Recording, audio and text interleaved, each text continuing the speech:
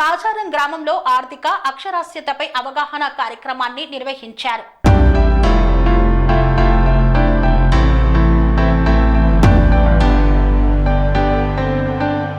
Society for social transformation అనే స్వచ్ఛంద సేవా సంస్థ ఆధ్వర్యంలో యాదగిరిగుట్ట మండలం కాచారం గ్రామంలో ఏర్పాటు చేసిన ఆర్థిక అక్షరాస్యతపై అవగాహన కార్యక్రమానికి ముఖ్య అతిథిగా యాదాద్రి భువనగిరి జిల్లా ఎల్డీఎం శివరామకృష్ణలు పాల్గొన్నారు. ఈ సందర్భంగా ఆయన మాట్లాడుతూ ప్రతి ఒక్కరూ ఆర్థికంగా ఎదగాలి అంటే ముందుగా వస్తున్న ఆదాయం నుండి పొదుపు చేసుకోవడం అలవాటు చేసుకోవాలన్నారు.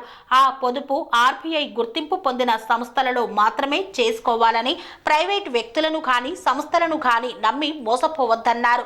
వృధా ఖర్చులు చేయకుండా తమ కుటుంబ అవసరాల కోసం మాత్రమే డబ్బులు ఖర్చు పెట్టుకొని మిగతా డబ్బులు పొదుపు చేసుకోవాలన్నారు. ముఖ్యంగా మహిళలు స్వయం సహాయక సంఘాల నుండి తీసుకునే రుణాలు ఆదాయ వనరులు పెంచుకునే విధంగా ఉండాలని అన్నారు. అనంతరం ఎస్ఎస్టీ కౌన్సిలర్ నాగరాజు మాట్లాడుతూ బ్యాంకు ఖాతా లేకుంటే జరిగే నష్టాలను గురించి వివరించారు.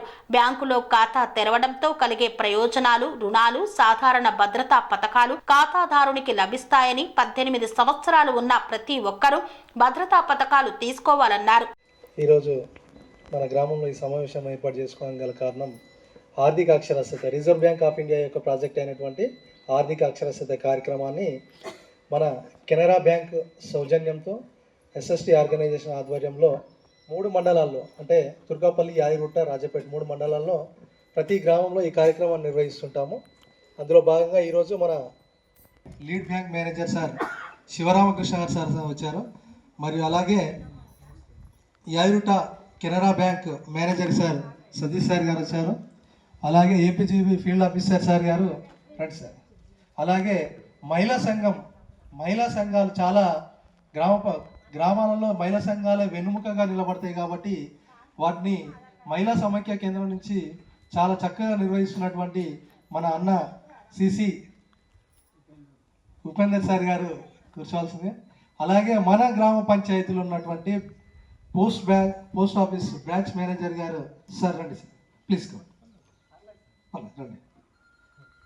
అలాగే మా మిత్రుడు కెనరా బ్యాంకు అమూల్య ఆర్థిక అక్షరాస్యత కేంద్రం నిర్వహిస్తున్నటువంటి సాయి ప్రసాద్. మరి ఆర్థిక అక్షరాస్యత ఏంటంటే ఆర్థికంగా ప్రతి కుటుంబం, ప్రతి వ్యక్తి అందరూ ఎదగాలనే ఉద్దేశంతో ఈ కార్యక్రమాలు నిర్వహించడం జరుగుతుంది. మరి అందరూ ఆర్థికంగా ఎదగాలంటే ముఖ్యంగా వృధా ఖర్చులు తగ్గించుకొని మన కుటుంబ అవసరాలకి మొన్న ఈ 2 రోజులు కూడా మన గ్రామంలోనే మహిళా సంఘాలతో నిర్వహించాను. వాళ్ళ సమస్యలు కూడా తెలుసుకోవడం జరిగింది. కొన్ని మన గ్రామంలో కూడా ఏం జరుగుతుందంటే పొదుపు చేస్తున్నారు కానీ ఎక్కడ చేస్తున్నారు అనేది వాళ్ళకి అర్థం కాని పరిస్థితిలో ఉన్నారు. అంటే నేను చెప్పింది మీకు అర్థమైంటుంది అనుకుంటా.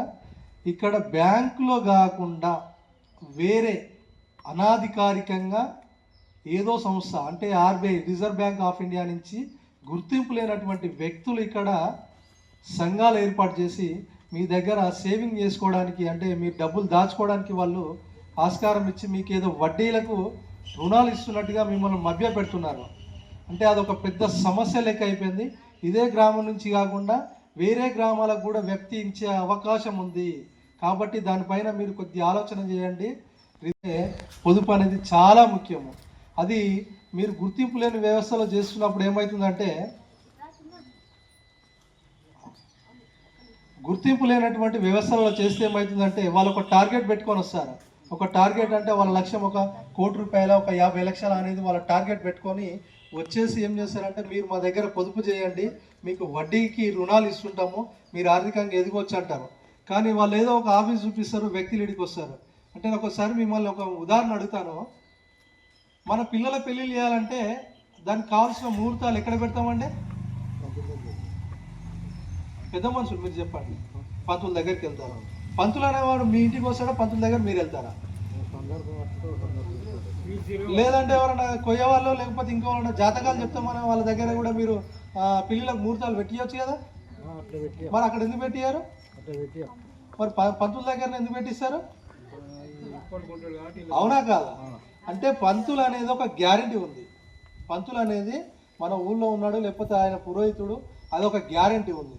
మరి ఆ కోయ అయినా ఎవరో తిరగనికి వస్తే మీ జాతకాలు చెప్తామంటే నీ జాతకం బాగాలేరా బాబు నువ్వు ఓరా అంటాం, అవునా కాదా? కానీ మరి మీ ఊరికి ఒక బ్రాండెడ్గా ఒక గుర్తింపు ఉన్న వ్యవస్థ ఉన్నప్పటికీ కూడా, అంటే బ్యాంకులో ఇక్కడ బ్యాంకులో ఏంటంటే ఏపీజీబీ ఉన్నాయి, కెనరా బ్యాంక్ అకౌంట్లు ఉన్నాయి, ఇట్లాంటివి ఉన్నా కానీ అతను ఎవరో తెలియని పర్సన్ వచ్చి మీ దగ్గర డబ్బులు తీసుకుంటుంటే మీరు ఏ విధంగా వాళ్ళ దగ్గర జమ చేస్తున్నారని నాకు వచ్చిన ఆలోచన. గారికి మన సిసి గారికి మా గ్రామ ప్రజలందరికీ అందరికీ నమస్కారం అండి. నేను లీడ్ డిస్ట్రిక్ట్ మేనేజర్ని. ఇక్కడ మన యాదాద్రి భువనగిరి డిస్ట్రిక్ట్కి వచ్చి మేము కలెక్టర్ ఆఫీస్లో ఉంటాం అన్నమాట.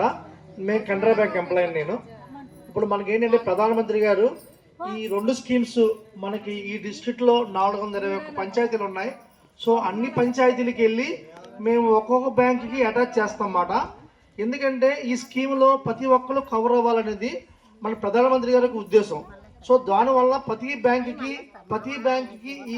ఈ పంచాయతీలోకి వెళ్ళి మీటింగ్ కండక్ట్ చేసి మీ అందరికీ ఇది ఎందుకంటే తక్కువ ప్రీమియంతో జరిగేది, ఎక్కువ అమౌంట్ వచ్చేది. ఇది మనకి యాక్సిడెంటల్గా చనిపోతే కనుక 18 సంవత్సరాల నుంచి 70 సంవత్సరాల దాకా 2 లక్షలు వస్తుంది. వేరే స్కీములు అయితే ప్రీమియం ఎక్కువ ఉంటుంది. ఇది గవర్నమెంట్, సెంట్రల్ గవర్నమెంట్ మిగతా ఒక ప్రీమియం భరిస్తుంది అన్నమాట.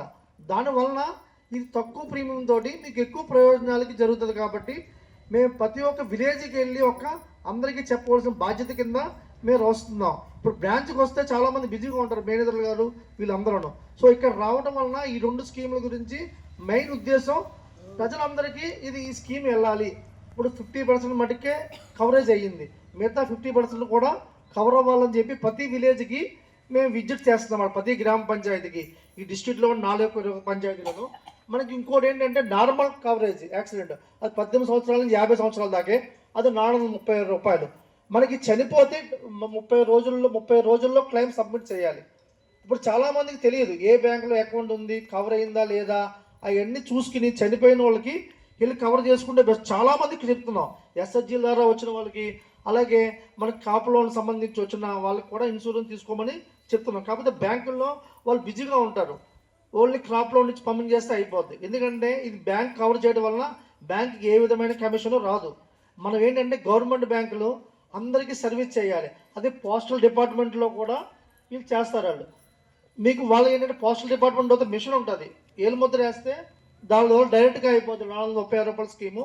అలాగే ఏపీజీబీ బ్యాంక్ ఉంది, పోస్ట్ ఆఫీస్. కానీ మీకు అకౌంట్ ఎక్కడ ఉంటే అక్కడ ఆ అవకాశాన్ని గ్యారంటీగా ఉపయోగించుకోండి. ఇక్కడ అందరూ రాలేదు, మీ యొక్క చుట్టాలకి, మీ బంధువులకి, మీ ఫ్రెండ్స్కి అందరికీ ఇది ఇన్ఫార్మ్ చేయండి. ఎందుకంటే మేము ఒక్కో చోట ఒక్కో బ్రాంచ్లో పెడుతున్నాం. ఇవాళ బీబీ నగర్లో కూడా ఒక చోట కండక్ట్ చేస్తున్నాం, అంటే ఒక 10 విలేజ్లో కండక్ట్ చేస్తున్నాం. మేము 10 విలేజ్లో వెళ్ళలేము కాబట్టి, వెళ్ళిన చోట అందరూ రారు కాబట్టి మీరు కూడా ప్రతి ఒక్కరికి చెప్పండి. ఇది ఎందుకంటే చాలా తక్కువ ప్రీమియంతో అవుతుంది. ఓకేనా సార్? ఇప్పుడు ఏంటంటే మనకి ఎస్ఎస్జీల్లో మహిళలే ఎక్కువ ఉంటారు, ఇంట్లో ఫ్యామిలీ మెంబర్స్ అందరికీ కవర్ చేయాలో చూసుకోండి. మనకి 18 సంవత్సరాలు 70 సంవత్సరాలు ప్రతి ఒక్కరికి కవరేజ్ అవుద్ది. ఓకేనా?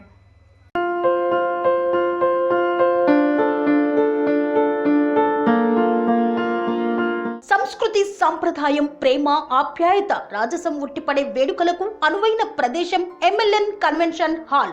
కని విని ఎరుగని రీతిలో జరిగే మీ ఇంటి కళ్యాణ వైభోగానికి అందమైన కళ్యాణ వేదిక ఎంఎల్ఎన్ కన్వెన్షన్ హాల్.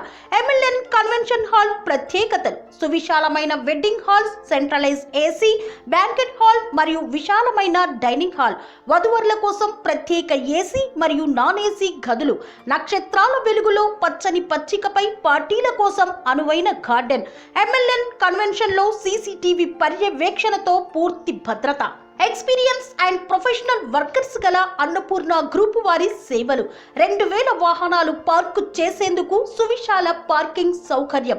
మీ ఇంట జరిగే అన్ని శుభకార్యాలకు, పెళ్లి, reception, engagement, birthdays, get together, corporate events, ఏ ఇతర శుభకార్యాలకైనా అందమైన వేదిక ఎంఎల్ఎన్ కన్వెన్షన్ హాల్. బుకింగ్ కోసం సంప్రదించండి 7550438888 మరియు 7550428888. మా అడ్రస్ చీర్యాల లక్ష్మీ నరసింహస్వామి దేవాలయం ప్రక్కన, near outer ring road, Keesara junction, Cheeryal గ్రామం, మేడ్చల్ జిల్లా.